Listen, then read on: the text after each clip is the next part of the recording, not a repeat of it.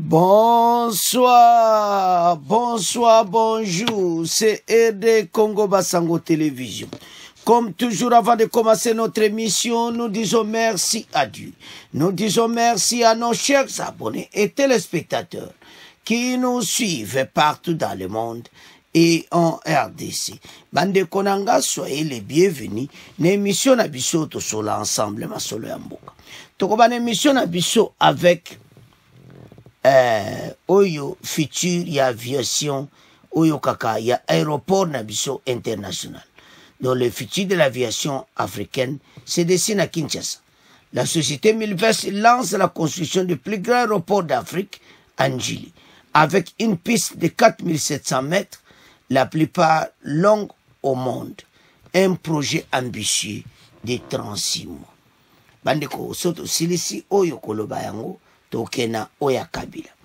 Financé par investissement étranger de plus d'1 milliard de dollars. Un regard ultramoderne inspiré de la culture congolaise. Des infrastructures routières adaptées pour une meilleure connectivité. Bozomaka Likolo a déjà écrit donc aéroport international d'Injili. Donc, caricature mongo pena kitoko. Donc, makamboyo, eza minene. Donc, toko talande ni makamboyo. Donc, ozomona bien que idemo kitoko. Un partenariat privé soutenu par plusieurs ministères pour booster l'économie locale. Donc, aéroport international à Sika. Fatia zoya na makama kitoko pona mboka. Yanto esaba Congolais, mboka na biso ezo koma na niveau mususu. Ezo senga biso moto kumisaka wa misala boye. Est une société privée parce que makamo aéroport to joa ba aventure belé. Tojoaga liboso ba aventure au aéroport ya Kabila basalaki maquette na bango ya Kabila kutezaki somo. Donc ba maquette oyo tozana besoin to mona makambo ebanda. Alors toyebete na gouvernement sika. En tout cas bango so misi maquette makambo zo salama. Aéroport kisangani to moni yango. Sikonjili pay to mona yango. Donc makambo za kitoko. Donc bon mona ke et ça la 36 mois dont 3 ans avec une piste de 4700 mètres. Et où est Soukat? Alors, tant que tu as la biloko aboye et ça kitoko. Alors ba Congolais to chama boko talamboka ndenge masula bien et ça koya. Alors wana totika wana bino tokena deuxième point ya Kabila. Bandeko dossier Kabila ezaka koningisa osakana te. Donc o ezolobama ba o bazo discuter o Kabila il fallait pas baka. Donc bato oyo faut boye ba comment tata oyo asali mboka na biso. En tout cas il a beaucoup tué. Alors ba sentiment oyo bato na biso bazana ngo ezamawa. C'est sûr Kabila. En tout cas, nde bakati fuba samsaï. À la barre. Voilà. Parce que le président Félicien Walobaka, que moutunyonso, au kwei baokangayo, et puis j'attaque à tout le monde où il y a menacé RDC. Alobakiamo, malobana ya président Félix, et kokisami. Et moutunyonso a menacé aux anan niveau nini. Président Félix Azanayo. Il avait dit ça avant. Alors, Tolanda extrait Oyo. Bon, auto avance. Je m'attaquerai sans hésitation, sans remords, à tout Congolais qui mettrait en danger la sécurité et la stabilité de notre pays.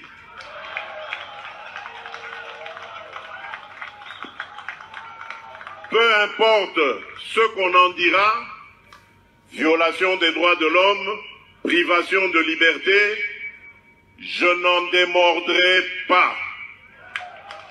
Parce que démocrate je suis, démocrate je resterai. Je n'ai aucune leçon à recevoir de qui que ce soit dans ce domaine. Bonjour Bob Kabamba. Bonjour. Paradoxalement, le pouvoir congolais demande des poursuites contre Kabila pour appartenance au M23, en même temps qu'il discute avec ce mouvement armé à Doha, au Qatar. Les ennuis de Joseph Kabila ne risquent-ils pas de faire échec à ces pourparlers, à ce processus de pacification dans l'Est du Congo ?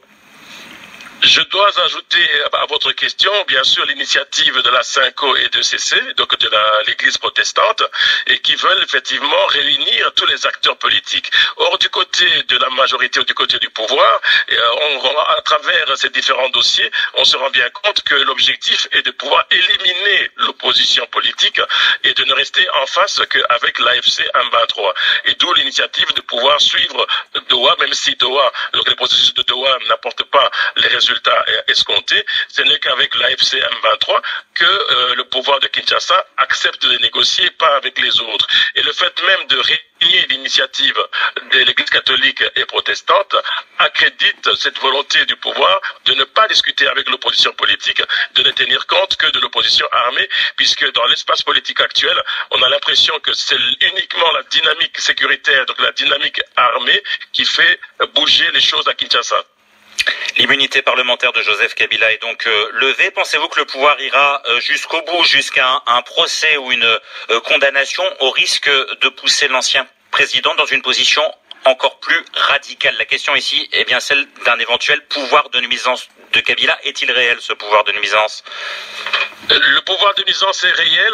Il faut savoir que nous, on s'entend, bien sûr, on va s'attendre à ce qu'il puisse y avoir un procès, comme pour le cas de Matata, avec une condamnation ferme, mais aussi avec confiscation de biens, parce que c'est devenu à la mode de pouvoir confisquer les biens des uns et des autres. Mais ça va certainement pousser Kabila à pouvoir réagir. Et dans la réaction, il y a deux possibilités de réagir, soit une réaction politique, soit aussi essayer de pouvoir utiliser les seuls moyens que Kinshasa entend, ça veut dire les moyens militaires. Et donc on pourrait peut-être avoir une offensive militaire quelque part un autre groupe armé, comme on a déjà vu à Ituri avec le Thomas Lubanga, qui a aussi pris la même logique, prendre les armes pour se faire entendre à Kinshasa. Alors, bande kotolandi président Félix, to yoki pe makama Kabila, nde bato bazo débattre mususu asale, mais il y a menace à RDC, facha lobaka makambo okala. Bolani vidéo aloba kala. Mais pourquoi il ça là? Parce que na bateau bazo to samboka na bisote. Bazo menacer intégrité territoriale. Alors bazo futa prix na yango. Yango yesenga congolais nyonso à comprendre et intégrité ya mboka eza menacé. Alors le comité oyo motu nyonso atelema derrière mboka. Le pays est menacé. Biso nyonso do telema. Tobunda pona pays oyo. Bande ko indépendance eza facilité. Alors, fatita ngalobaki on bon katia okoka batelo kwa Kabila ta salima beba otika yi. Yote. Donc tango alobaki yango ayeba ke mutu nyonso o asama beza ye Kabila ba okanga yi. O ya ko okanga Kabila. Voilà ce que nous pensons. Et ça, oyo nomanto ko penser. Alors, soko zotala au mona clairement et yindeli Kabila. Alors, a commis obalobaka troublé parce que azondi matin niveau commis nde makamwe commis Kabila comme futa. Bao nyonso bazo kotela ye. Les messieurs en tout cas bon batebele salima bebele et comme temps zo futa yango. Yango esenga na Congolais tous à la sage. Côté oyo mutu nyonso atelema pona mboka. Parce botale pas payer outi. Et ça mawa. Pays na biso ekokoma boite. Ozomona. Alors, et comme temps au biso sto telema. Kabila aluka ki makamuna. Donc aza pena na situation difficile Kabila. Tango makambo yo, tango saba discours na ye. Aza omono kabo, mais le to comme. Alors, le président Félix avait dit ça que Montignon soit menacer l'intégrité à Mboka. Il y a akomona makambo na ye. Voilà ce qui est arrivé. Kabila a comme un peu troublé. Parce qu'Andima quitté. Il y a des kaka, fatia faible, okukaete, tout ça. Mais les lois, mon ipena que oui, Moutounion soit go devant la loi. A troublé Mboka. Nandenga mabe. Zomona. Pays oyo. Et quoi, comme à niveau. Mais, nana en tête. Ya yebi, o ezaki en tête. Zomona. Eza mawa. Kabila, oyo kaka, le couteau entre les dents. Donc, tant que on baki, azana couteau entre les dents, et azana situation difficile. Donc, il faut pena. Makam, do bablandelango chiba kangayi. To yebete, asa kimene exil, mais, ba otika ete. Alors, banamboka. Voilà ma commande commis. Kabila, le couteau dans les dents, donc a commis une situation difficile. Et éviter à quoi s'en sortir nango. Voilà. Et en tout ça va congolais. Était yé ou à Lukaki yango wana. Botelema pona mboka. Osomona parce que azaki na situation ya mona ki on karaboy mena comme na suka. Alors bana mboka to comme na fait mission na biso.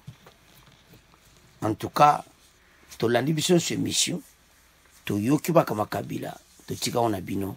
Au revoir, à la prochaine.